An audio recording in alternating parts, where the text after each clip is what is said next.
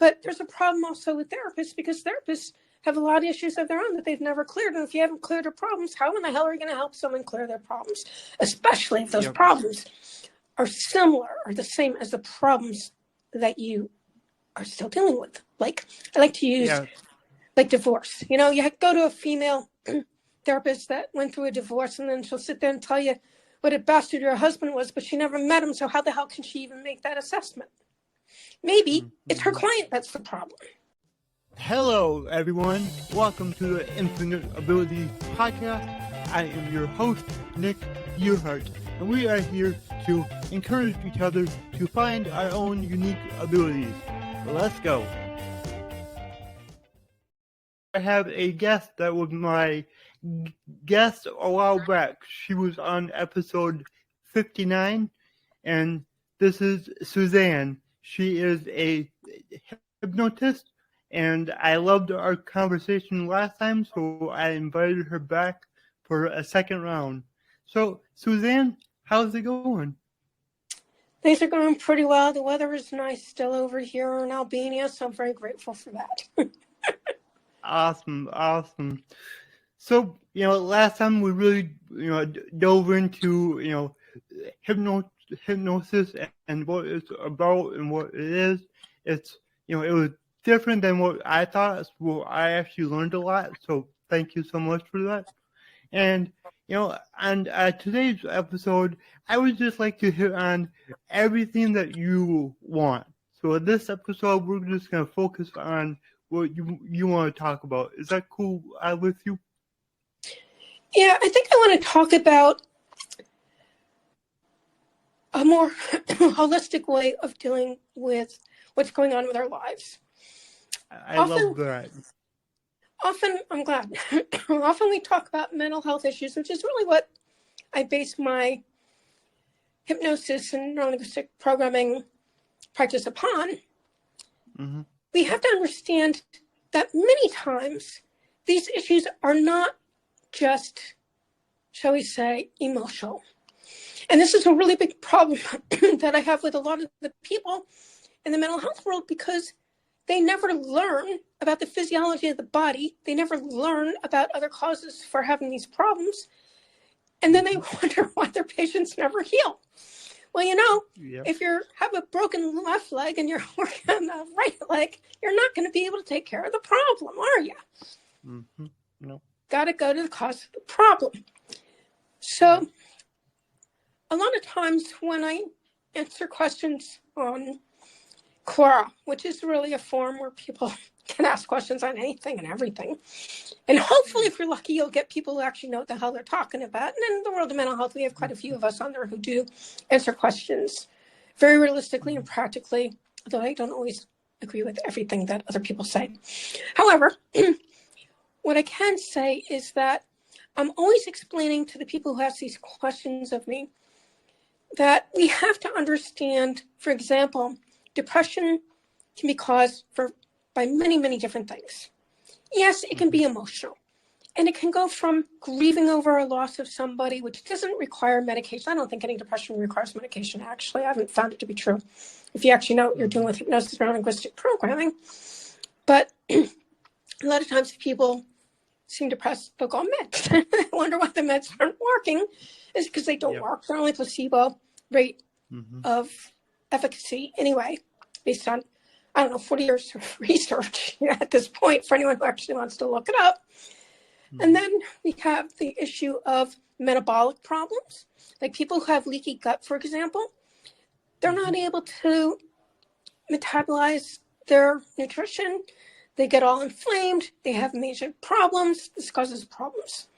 There's people with genetic issues, and I'm not talking about a genetic issue for depression necessarily. It's the MFRA something or another gene that causes a lot of problems. I had a client who for years was looking for how to help herself. She tried every antidepressant out there and nothing worked.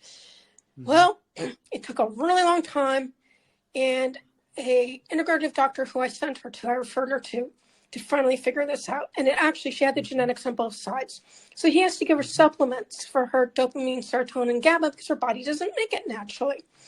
Yep, I actually did the same thing. I had a gene test done, and that was MFHR, whatever it Okay. is. That gene, you know, I wasn't producing the things that my body needs. So I also take supplements to help with that. So you understand clearly, right? Mm-hmm. And then we have something called medication side effects. Mm-hmm. You give people antidepressants, especially the younger people. There's a black box on it for a reason. Mm-hmm. You don't get the black box on the, what do you call it, on the tube that you get from the doctor, but they have it in the pharmacy. And it's because it causes homicidal and suicidal feelings many times in younger people, teens and 20-somethings. We have to ask ourselves, seriously, where are we giving this crap to these kids? You want to know why you're having mass shootings? That's why you're having mass shootings. Homicidal thoughts, hello. And they can also go psychotic if they're given psychotic meds and they don't need the psychotic medication. So these are all problematic issues as well. And then there's nutritional deficiencies that can cause it as well. So that's huge. Yep. We have to have someone who can do that testing to figure this out before we decide it's a mental health problem, especially when your patient tells you, I had a good life. I didn't have any of these problems. I don't know why I'm having these problems. So and these are the situations that we really need to look at. So that's one thing that I want to get through to people. I want to also say that OCD is a form of anxiety. So again, if we're not able to make the neurotransmitters or they're not getting the nutrition that they need for whatever reason it is, well, this can be a cause of it. I think the other thing that I want people to know a lot about hypnotism and neurolinguistic programming, it's really a matter of trust. We're going into the person's subconscious mind. We're going to the amygdala where their emotions are held, most especially anger, but where they develop and where they're held, and into their memories. Not that we have perfect memories, because what you recall as a, 2, 3, 4, 5, 6 years old person is going to be very different than what you may recall when you're older. And even then, you're going to delete a lot of stuff, which is going to end up distorting the memories. So we have to understand that if people are going to allow us to go into their mind, they have to trust us. That means building rapport. It also means that I may not be the right person for a lot of people, and I'm not. And the reason I can tell you I'm not is I'm not willing to put up their manipulative bullshit. And I tell them that straight up, especially when I'm working with sex addicts and eating disorder people, because these are the people who learn to manipulate in order to get their needs met as little tiny children. You can't really blame them for it, but you can hold them accountable for it and not put up with it. So I always tell them, if you try to manipulate me, you're not going to be in this practice very long. I'm not going to put up with it. I will call you on it, and you're going to exchange it, or there's nothing to do here. And then the other thing is I always give my folks a lot of homework. And the homework is based on the stuff that comes up in our sessions. Because we're going in the subconscious mind. The subconscious mind tells us exactly what we need to do. So the homework is based on those things. And a lot of times it means having conversations with people they probably don't want to have conversations with. But you can't tell who your real friends are if you're not willing to have these conversations, especially if you're feeling very negative after you're interacting with them for whatever reason. So we have to keep these things in the back of our mind. So how do I build trust with my people? By being honest with them, like I just was. That's why I do free consultations. So I can tell them about the program, but more importantly, the personality, to see if it's a personality that matches. I want to know that they have a problem within my scope of care. I want to know that I like them enough to work with them because I spend hours with them. I don't do 50-minute sessions and pick up the next week. I do intensive sessions with my people. You spend I know your sessions are like, 2.5, 3 hours, and that's amazing. And I know that you can get a lot done in that amount of time. So it's really good that you do take the time to spend with your clients and truly help them as much as you can. It's really important because there's something called consistency of care. And I've had clients who didn't want to do it like 3 days in a row, or which is the way I like to do things. I do the detailed personal history, which is where I find out what the problems are and what we need to clear and the things that they want to do, what their objectives are besides just healing their problems. It's not enough. You got to fill their life with the things they want to do, hobby-wise, relationship-wise, work-wise, whatever. And then from there, we have to be able to understand what's really truly going on with them. Now, if they end up having a situation where they have an abreaction, as we call it in the hypnotic world, where they start crying or they get really angry or something, we have to have the time to help them clear it. I don't want anyone leaving my sessions angry, ever. Yeah. So you never know. And then there's like logical times when you can break away from the session to do the next part of the work. And again, it's different for every person that I work with, but I want to make sure I get a good chunk done because I want to make sure that they're feeling the healing between the sessions. It's so important. Yeah. I don't want them to think that they have to see me for the rest of their freaking lives. It's not true. You don't go to a hypnotist to see people forever. You go to a hypnotist to get clear of your problems and have a life fast. Yep. People who want to have, whine and cry all day in their life, and I tell them I don't deal with that either. That's what therapists do. I'm not that person. That's what therapists does. Yeah, they'll take your money forever. It makes for a really lovely practice. You just keep taking their money week after week, and then they whine and cry to you.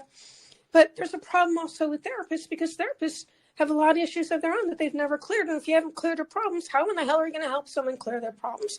Especially if those problems are similar or the same as the problems that you are still dealing with. Like, I like to use like divorce. You go to a female therapist that went through a divorce and then she'll sit there and tell you what a bastard your husband was, but she never met him. So how the hell can she even make that assessment? Maybe it's her client that's the problem. You can't help a client until you know what the real problem is, and you have to do forgiveness. It's the only way to do it. Yeah. So these are the things I want people to really, truly understand, and it is work. Hypnotism and NLP, it works very fast, but there's stuff you got to do, and you got to do the processing. And you can't pretend to do the processing because then you're not going to get anything out of it, which is why I always confirm what my clients have learned after every processing process that I do. I don't know how else to say that. So these are the really important things that I want people to really recognize. I'm not here to waste people's time. I'm not here to extort money from people who aren't ready to be healed. And I'm not here to deal with people's garbage. I'm here to clear them of their garbage so they can have a really good life. Yep. And if you're looking for a hypnotist or somebody like this, or even a therapist, you damn well better figure out if they're the right match for you.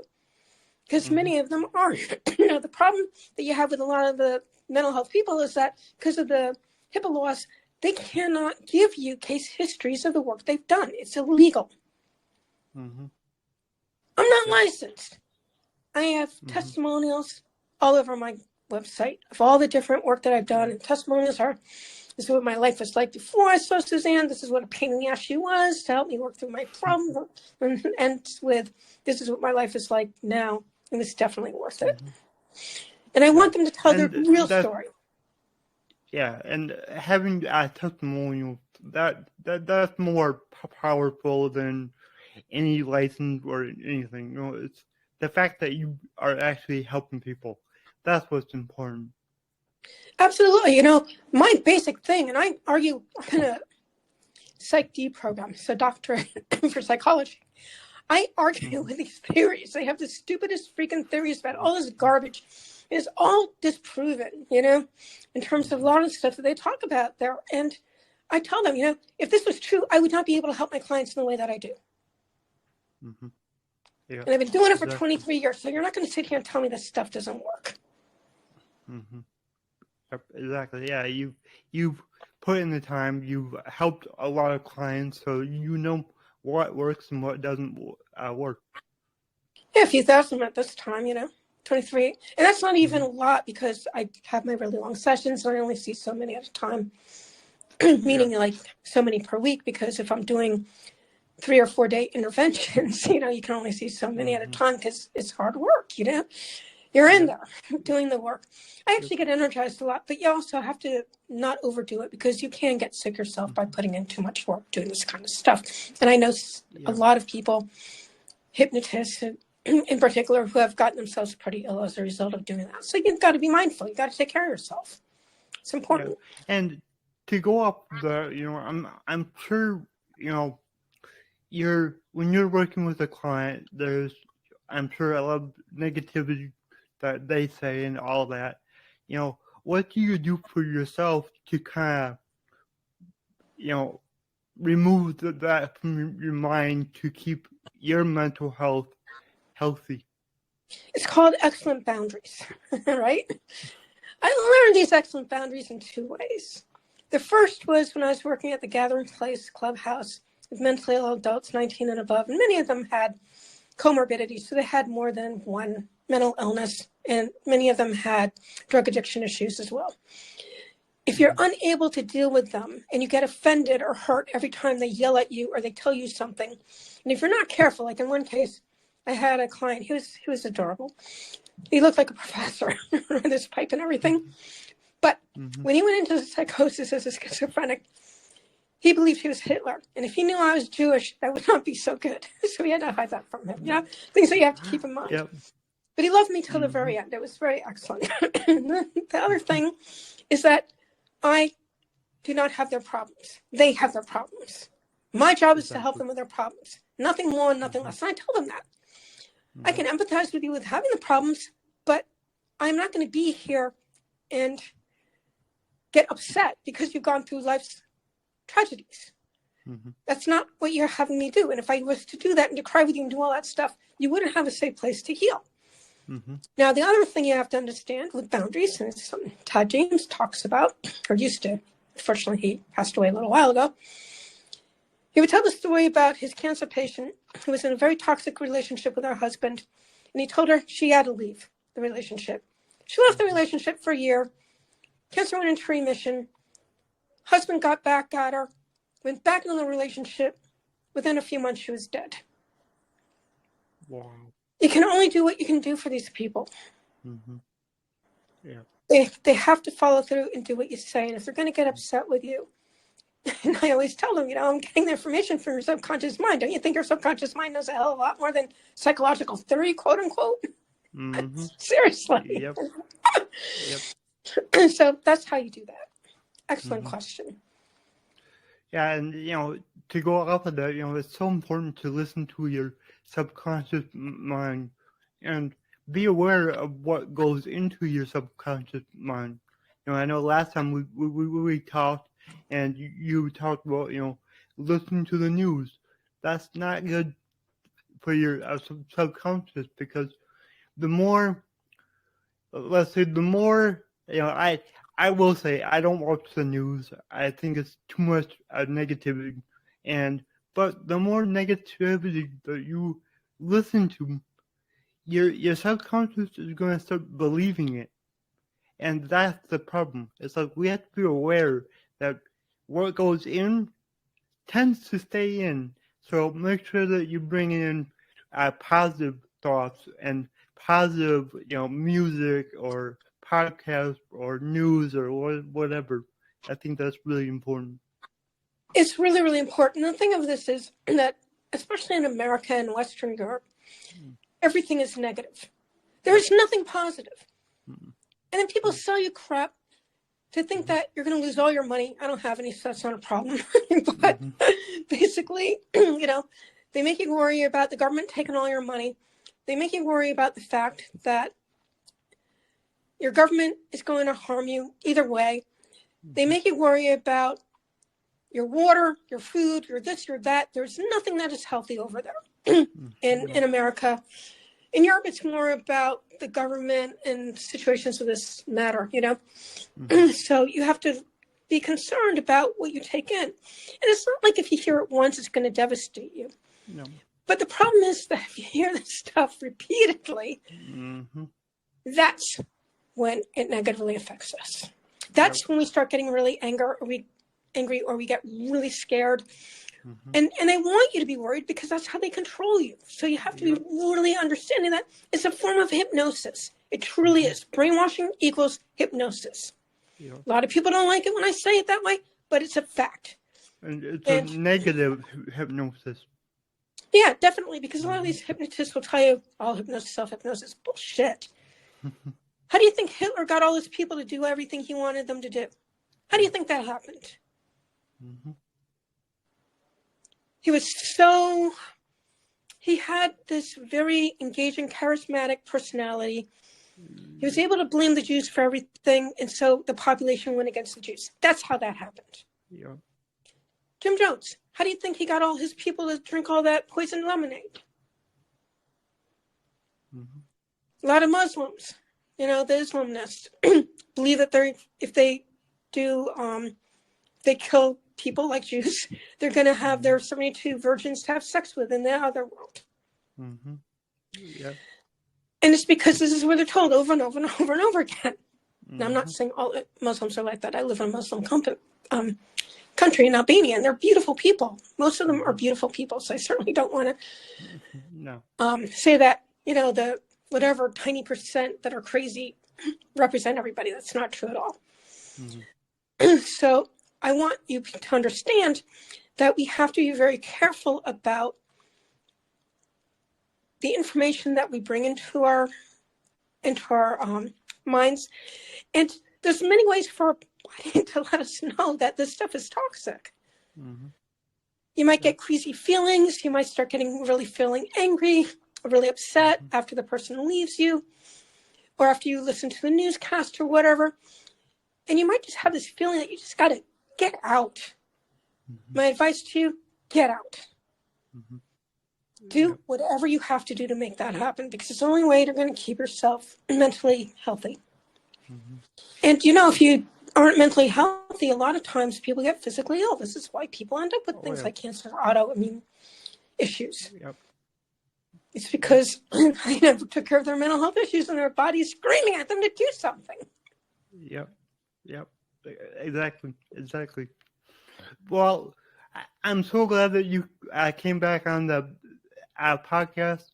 Can you tell everyone how to schedule a consult with you? Yeah, they can. They can go to my email. I think that's the easiest way to do it, actually. Okay. Yeah. And it's Suzanne, SUZANNE at Dawning, DAWN as in Nancy, ING, Visions, V as in Victor, I, S as in Sam, IONS.com. All right. And what I want them to do is, if they want to schedule a session, I just want them to put a few asterisks in the subject line and just say, love to schedule a session. Okay. I have, fancy other ways to do it, but this is really the easiest way. Or they can go on the website, dawningvisions.com, and there's a contact me thing there. And they can click on that, and they can they'll get a form, actually, ask them a few questions about what's going on with them. And then they can have me send them the information to schedule a session from there. Awesome. Well, good. And for everybody listening, if you want to hear more of what Suzanne has, you can listen to episode 59 of the Infinite Abilities podcast, because our first episode was also good, and this one was even better. So, Suzanne, I just want to thank you again. This was really awesome. I really thank you a lot for educating your audience about what their mind can do for them, regardless of what the mental health and the physiological health people say, and how to protect themselves from outside invaders so they can protect themselves. No one needs to put up with anything from anybody. I'm all about holistic health, holistic healing, and I want to, help more people realize that it can really help you out. I know it's helped me a ton, so I want more people to, just give it a try. Let's try to go away from medication and start giving our bodies what they actually need. Especially where mental health is concerned, because I'm going to tell you right here, right now, there's too many people on these toxic drugs. They can never get off these toxic drugs. The psychiatrists will not help them get off it because their brain changes. They're fearful of what's going to happen. They have to be taken off it really, really slowly. And then they worry, well, if they're on this drug, all hell's going to break loose. Mm-hmm. Well, if you have actually someone like me who actually knows what they're doing, and because I have a little bit of nursing education as well, it's not like I did nursing particularly. I hated it. I understand how the body and mind work together. So I understand what is mental health issues, what is physiological issues, and how to mediate between the two of them. Mm-hmm. Yep, exactly. I love the work that you do, and it's just, I know you're helping your clients so much. So thank you for what you do. You're welcome. And also understand that kids, teens and 20-year-olds, they're the best hypnotists in the world. If you have any kid with anxiety, you have a kid who's depressed, your kid who's not acting right, find me. I will help them, and I will help them very quickly to overcome this stuff. Because they are master hypnotists. They're already in this state. Please do not make them deal with this crap. Do not put them on these toxic medications. Just get them the help that they need so they can move on with their lives and be happy. Yep, I agree. All right. Thank you so much. You're very welcome, Nick. It was a joy. If you enjoyed this show, please go ahead and share it on your Instagram story and tag me in the Nick Yerhart. Also, go ahead and share it anywhere else that you see fit, because the only way that I can grow this is by you guys sharing it. I don't sell anything on here. I don't have any sponsors, so let's just get it out there by word of mouth and help more people. Alright, everyone, remember, your abilities are infinite.